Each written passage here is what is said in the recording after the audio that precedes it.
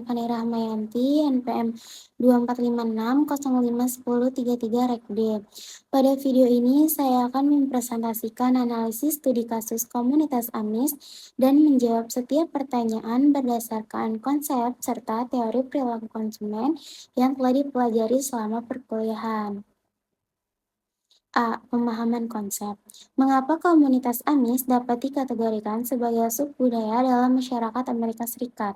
Jawabannya, komunitas AMIS dapat dikategorikan sebagai subbudaya dalam masyarakat Amerika Serikat karena mereka merupakan kelompok yang memiliki nilai, norma, keyakinan, dan pola hidup yang berbeda dari budaya mayoritas masyarakat Amerika.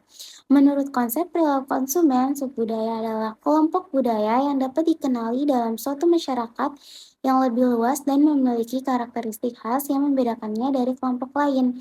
Meskipun AMIS merupakan bagian dari masyarakat Amerika Serikat, mereka mempertahankan tradisi dan ajaran agama yang kuat seperti hidup sederhana, mengutamakan kebersamaan keluarga, bekerja secara mandiri, serta membatasi penggunaan teknologi modern seperti internet, televisi, dan smartphone. Perbedaan nilai dan gaya hidup tersebut membuat komunitas AMIS memiliki perilaku konsumsi yang berbeda dibandingkan masyarakat Amerika pada umumnya. Oleh karena itu, komunitas AMIS dapat dikategorikan sebagai subbudaya karena memiliki identitas budaya yang khas dan dapat dibedakan dari budaya dominan di Amerika Serikat. Selanjutnya, B. Analisis perilaku konsumen. Analisis bagaimana nilai-nilai budaya yang dianut oleh komunitas AMIS memengaruhi keputusan pembelian produk smartphone. Jawabannya, nilai-nilai budaya yang dianut oleh komunitas AMIS sangat memengaruhi keputusan mereka dalam membeli smartphone. Komunitas AMIS menjunjung tinggi nilai kesederhanaan, kehidupan religius, kebersamaan keluarga, dan mempertahankan tradisi dalam kehidupan sehari-hari. Karena itu, mereka cenderung memandang smartphone sebagai produk yang kurang sesuai dengan gaya hidup dan keyakinan yang mereka anut. Selain itu, masyarakat AMIS lebih mengutamakan interaksi langsung dibandingkan komunikasi melalui teknologi digital. Smartphone dianggap dapat mengurangi hubungan sosial dalam keluarga dan komunitas serta membawa pengaruh dari luar yang tidak sejalan dengan nilai-nilai mereka. Oleh karena itu, manfaat smartphone tidak dianggap lebih besar daripada risiko yang dirasakan. Pengaruh kelompok dan norma sosial dalam komunitas AMIS juga sangat kuat. Anggota komunitas cenderung mengikuti aturan dan nilai yang telah disepakati. Jika penggunaan smartphone dianggap tidak sesuai dengan norma kelompok, maka mereka akan menghindari pembelian produk tersebut. Akibatnya, minat dan keputusan pembelian smartphone di kalangan masyarakat AMIS menjadi sangat rendah dibandingkan masyarakat Amerika pada umumnya. C. Strategi pemasaran. Jika perusahaan tetap ingin memasuki pasar komunitas AMIS, strategi pemasaran apa yang lebih sesuai dengan karakteristik subbudaya tersebut? Jawabannya, jika perusahaan tetap ingin memasuki pasar komunitas AMIS, strategi pemasaran harus disesuaikan dengan nilai dan gaya hidup mereka. Perusahaan sebaiknya tidak mengandalkan iklan digital karena masyarakat AMIS membatasi penggunaan teknologi modern. Sebagai gantinya, promosi dapat dilakukan melalui media tradisional seperti brosur, surat kabar, atau komunikasi langsung dalam kegiatan komunitas.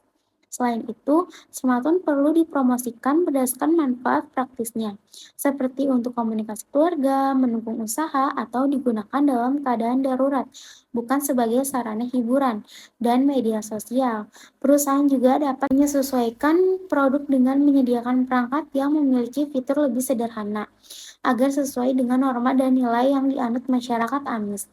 Dengan memahami budaya dan subbudaya mereka, peluang produk untuk diterima akan menjadi lebih besar. Selanjutnya, D. Evaluasi dan aplikasi. Yang pertama, jelaskan mengapa pemasar perlu memahami perbedaan budaya dan subbudaya sebelum meluncurkan produk ke pasar.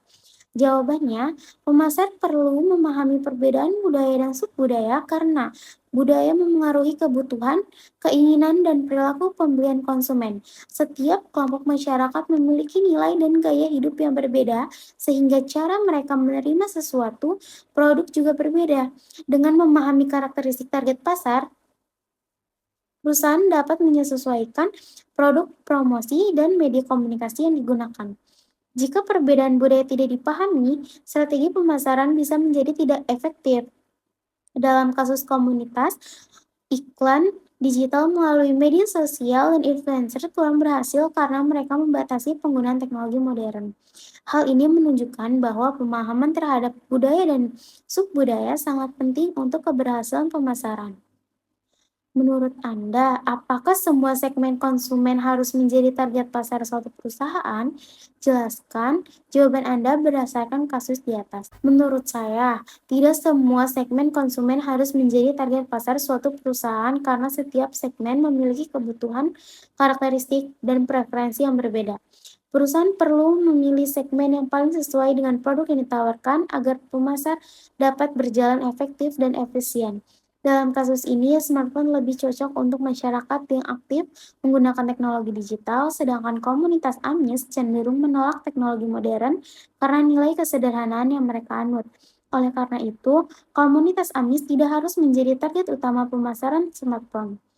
Jika perusahaan tetap ingin memasuki pasar tersebut, diperlukan penyesuaian produk dan strategi pemasaran agar sesuai dengan karakteristik mereka. Dengan demikian, pemilihan target pasar yang tepat dapat meningkatkan keberhasilan pemasaran perusahaan.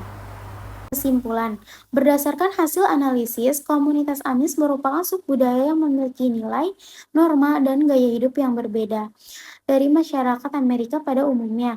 Nilai kesederhanaan, keagamaan, dan tradisi yang mereka anut menyebabkan minat terhadap smartphone menjadi rendah. Oleh karena itu, perusahaan perlu memahami budaya dan subbudaya konsumen agar dapat menentukan strategi pemasaran yang sesuai. Kasus ini juga menunjukkan bahwa tidak semua segmen konsumen harus menjadi target pasar utama, karena keberhasilan pemasaran bergantung pada kesesuaian produk dengan kebutuhan nilai dan gaya hidup konsumen. Terima kasih.